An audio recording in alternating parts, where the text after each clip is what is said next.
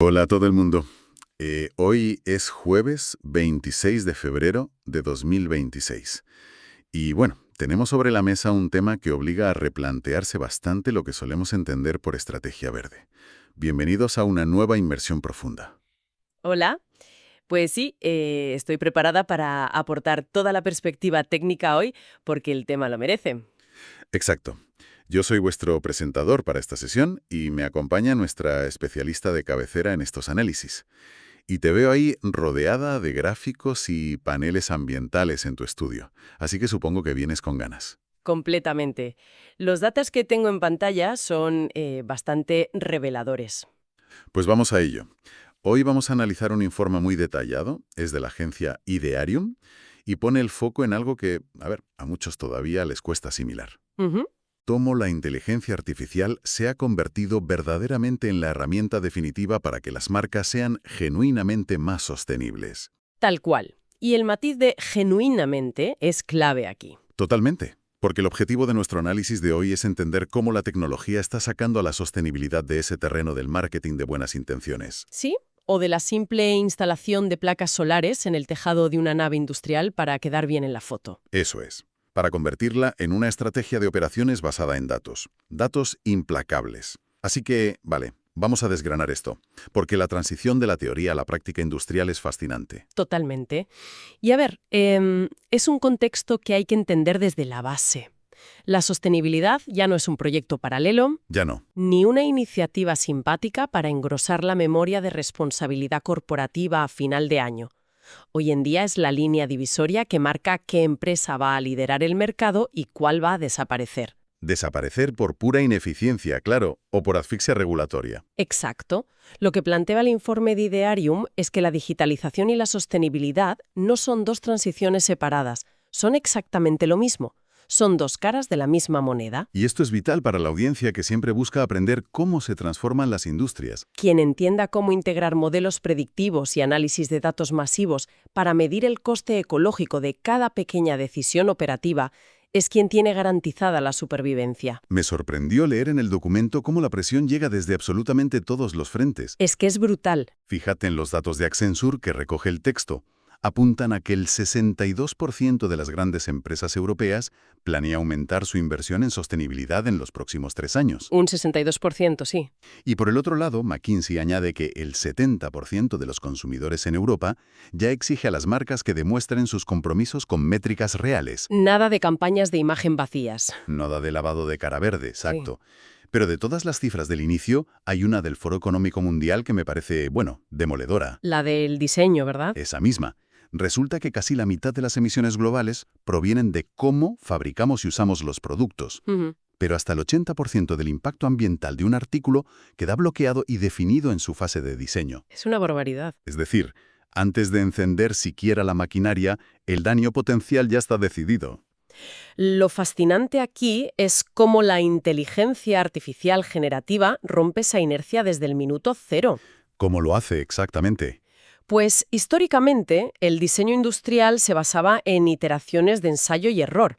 Un equipo creaba un producto buscando funcionalidad o estética. Y el departamento de sostenibilidad, si es que la empresa tenía uno, entraba al final, ¿no? Entraba al final para intentar mitigar el impacto, un enfoque completamente reactivo. Ya, poner tiritas. Exactamente. Ahora, con las soluciones de diseño generativo que menciona el informe, como por ejemplo las de Autodesk, el proceso se invierte por completo. Cambia el orden de los factores. Se introducen los parámetros en el sistema, cosas como la carga máxima, las dimensiones y, de forma crucial, el límite de huella de carbono permitida. Claro, como una restricción más del diseño. Eso es. Y la IA devuelve miles de variaciones topológicas, comparando cientos de materiales distintos y simulando su comportamiento físico. Esto permite reducir el uso de materias primas hasta en un 30%. Un 30% menos de material. ¿Sí? Y todo antes de fabricar siquiera un prototipo físico. Las propias empresas pueden crear herramientas de I+D para evaluar todo esto en pantalla.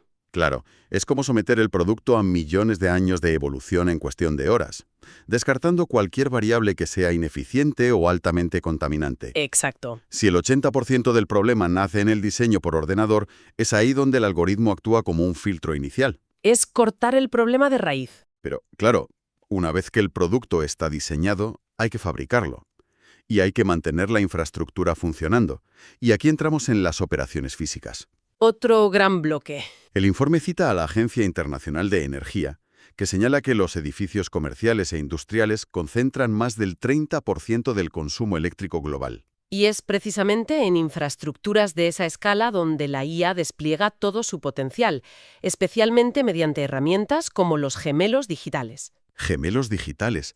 No estamos hablando de un simple termostato programable, ¿entiende? Que va, para nada. Hablamos de réplicas virtuales de una fábrica entera que ingieren millones de puntos de datos. Madre mía. El modelo cruza el histórico de consumo de la planta, se conecta a interfaces meteorológicas para prever un pico de calor a nivel hiperlocal y evalúa los turnos de ocupación de las instalaciones. ¿Todo a la vez? Todo a la vez. Y con todo eso, la IA ajusta los sistemas de climatización e iluminación en tiempo real de manera predictiva. O sea, se anticipa. Totalmente. Si el sistema sabe que a las 4 de la tarde la temperatura exterior va a subir drásticamente, preenfría el edificio a las 12 del mediodía. ¿Por qué a las 12? Porque a esa hora hay un excedente de energía solar en la red y la electricidad es más barata y más limpia. Suena impecable en la teoría, la verdad. Pero me surge una duda razonable con esto. Dime. Entrenar y mantener funcionando estos modelos de redes neuronales de forma constante requiere una potencia de cálculo brutal. Sí, lo requiere. Y eso a su vez consume muchísima energía en los centros de datos. Entonces, ¿realmente compensa ese gasto computacional frente al ahorro que se consigue en la planta de producción? Es una pregunta excelente y es un debate muy vivo en la industria tecnológica ahora mismo. Claro, porque parece una paradoja. Lo parece. Pero la respuesta, según los datos actuales, es que el balance es abrumadoramente positivo si la IA se aplica a procesos industriales pesados. Vale. El coste energético de ejecutar inferencias en un modelo de optimización, especialmente si se utiliza computación en el borde. Es decir, procesando los datos en la propia fábrica, ¿no? Exacto, sin enviarlos a la nube. Ese coste es minúsculo en comparación con el ahorro de apagar un alto horno una hora antes, o de optimizar el ciclo de refrigeración de una nave logística de 100.000 metros cuadrados. Entendido. Y hablando de naves logísticas, eso conecta directamente con otra gran fuente de emisiones: mover las cosas de un sitio a otro. La logística es clave. Según la Comisión Europea, la logística es responsable de casi una cuarta parte de las emisiones de CO2 en Europa. Y aquí el informe detalla que el enrutamiento algorítmico va muchísimo más allá del GPS tradicional que llevamos en el coche. Absolutamente. La optimización de rutas tradicional se limitaba a calcular la distancia más corta o el camino con menos tráfico. Lo básico. Un simulador impulsado por IA evalúa matrices muchísimo más complejas, calcula el peso dinámico del camión a medida que va realizando entregas. Claro, porque el camión pesa menos según se vacía. Exacto. Y calcula la resistencia aerodinámica, los desniveles del terreno que exigen más combustible, e integra en tiempo real las restricciones de las zonas de bajas emisiones de las ciudades europeas. Todo eso en milisegundos. Sí. Y es capaz de predecir la congestión en puertos o centros de distribución para evitar que las flotas pasen horas con el motor en ralentí, esperando. O sea que al final, los escenarios de distribución que presentan una menor huella ecológica suelen ser sistemáticamente los que menor coste operativo tienen en combustible. Y en desgaste de los vehículos, van de la mano. Una convergencia total entre la cuenta de resultados y el beneficio ambiental. Y hablando de desgaste operativo, aquí es donde se pone realmente interesante. A ver. El mantenimiento predictivo. Evitar que las cosas se rompan. McKinsey aporta unas cifras que llaman muchísimo la atención. Anticipar fallos en maquinaria industrial puede reducir los costes de mantenimiento en un 40%. ¿Un 40%? Sí. Y evitar fallos críticos en un 50%. En el fondo estamos hablando de pasar de un modelo reactivo de se rompe y lo arreglo a alargar drásticamente el ciclo de vida de los activos industriales. Ese es el núcleo de la cuestión. Los modelos de aprendizaje automático analizan las vibraciones de los motores, las anomalías acústicas o variaciones minúsculas de temperatura. Mediante sensores. Mediante redes de sensores ambientales conectados. Detectan patrones de fatiga en los materiales que son imperceptibles para un humano. Y lo hacen semanas antes de que ocurra una rotura. Semanas antes. Sí, y la aportación a la sostenibilidad es doble aquí. Cuéntame. Primero, Evitas que una línea de producción entera se detenga abruptamente. Eso suele generar toneladas de material defectuoso a medio procesar que acaba directamente en la basura. Claro, el desperdicio del paro de máquina. Y segundo, el sistema recomienda cuándo es viable reacondicionar una pieza clave en lugar de esperar a que colapse. Y así evitas tener que comprar maquinaria nueva. Evitas comprarla, transportarla y ahorras un volumen inmenso de metales pesados y plásticos que supondría fabricar un equipo nuevo de sustitución. Vale, compro la idea de alargar el ciclo de vida, pero seamos críticos con la fuente. Adelante. Implementar esta red de sensores, procesadores y conectividad en una matriz industrial que a lo mejor tiene 20 o 30 años de antigüedad no supone una barrera de entrada gigante y una huella de carbono considerable al tener que fabricar todo ese hardware nuevo. Sin duda requiere una inversión inicial, tanto económica como en términos de carbono. Pero la clave está en un concepto que se llama retrofitting no invasivo. Retrofitting. Sí, actualización de equipos. No hace falta cambiar la maquinaria de los años 90. Hoy en día se instalan sensores externos con conectividad inalámbrica de muy bajo consumo. Que se pegan a las máquinas, por así decirlo. Se adhieren a los equipos existentes, exacto. La huella de fabricar esos pequeños dispositivos es marginal, comparada con el impacto de tener que desechar una turbina industrial completa de forma prematura por una simple falta de lubricación que no se detectó a tiempo. Aclarado ese punto, entonces. Avancemos. Está muy bien optimizar el consumo de la fábrica y alargar la vida de un motor, pero si al final necesitas materiales o componentes, dependes de quién te los trae y de cómo se fabrican. El gran reto. Y ahí entramos en el verdadero cuello de botella de la sostenibilidad corporativa, que es la cadena de suministro. Las fuentes abordan esto en la tercera sección del análisis, y los datos de Deloitte son muy claros. Muy rotundos. El 50% de las empresas que integran IA en la gestión de su cadena de valor reducen costes y emisiones en menos de un año. Y lograr eso en un solo ejercicio fiscal es algo inaudito en la industria. Totalmente. Si conectamos esto con la perspectiva general, la cadena de suministro es donde se esconde el grueso de la huella de carbono de casi cualquier multinacional. Lo que permite la IA es establecer una calificación ambiental dinámica para cada proveedor. Un scoring en tiempo real. Eso es. No se trata de mandar un cuestionario anual en una hoja de cálculo para que el proveedor te diga lo verde que es.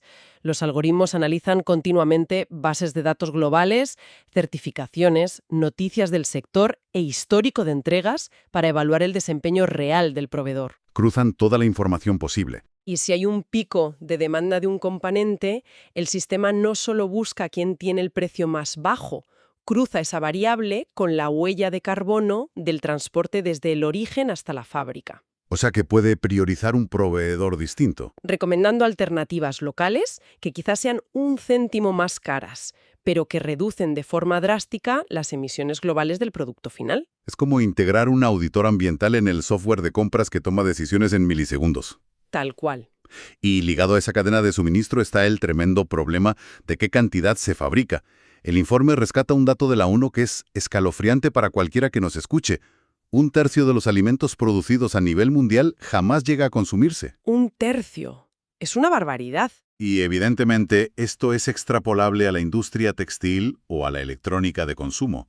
Fabricar millones de unidades de algo que va a terminar en un vertedero sin usarse es el mayor fracaso del sistema. Totalmente. La sobreproducción es una hemorragia de recursos. Y aquí es donde los modelos de previsión de la demanda, basados en IA, demuestran su valor estratégico. ¿Anticipando lo que vamos a comprar? Sí. Al ingerir datos macroeconómicos, tendencias de búsqueda en Internet, sentimiento en redes sociales y comportamientos de compra locales, la tecnología puede predecir con un margen de error mínimo cuántas unidades de una variante específica de producto se van a vender. En una región concreta y en un mes concreto. Exacto. Esto permite a las plantas industriales ajustar sus lotes de producción para fabricar estrictamente lo que el mercado va a absorber. Ni más ni menos. Eficiencia pura. Además, y esto es muy interesante, la IA permite secuenciar la producción. Programar los procesos que más energía demandan en aquellas franjas horarias donde la red eléctrica cuenta con mayor inyección de energías renovables. Es decir, producir justo lo necesario y justo en el momento en que el viento sopla o el sol brilla. Exactamente. Es una gestión dinámica que antes era matemáticamente imposible de cuadrar a mano. Por cierto, hay un apunte en el artículo que parece sacado de otro siglo, pero que sigue siendo un problema real. ¿El papel? La reducción de papel en los flujos administrativos.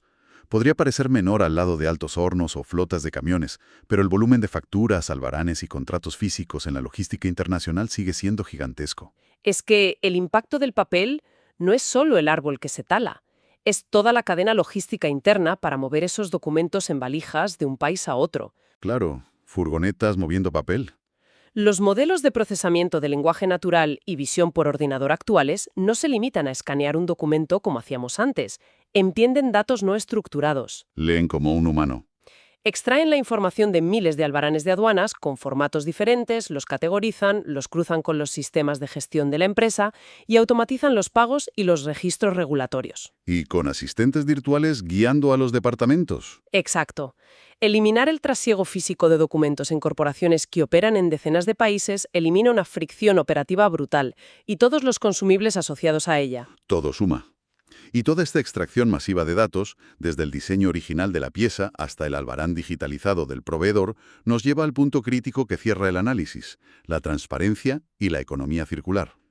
La prueba del algodón. Porque, al final, si la empresa cotiza en bolsa, o si las normativas de la Unión Europea llaman a la puerta, hay que demostrar todo este esfuerzo. Entonces, ¿qué significa todo esto a nivel práctico? Ya no vale el confía en nosotros, somos muy ecológicos. Exactamente.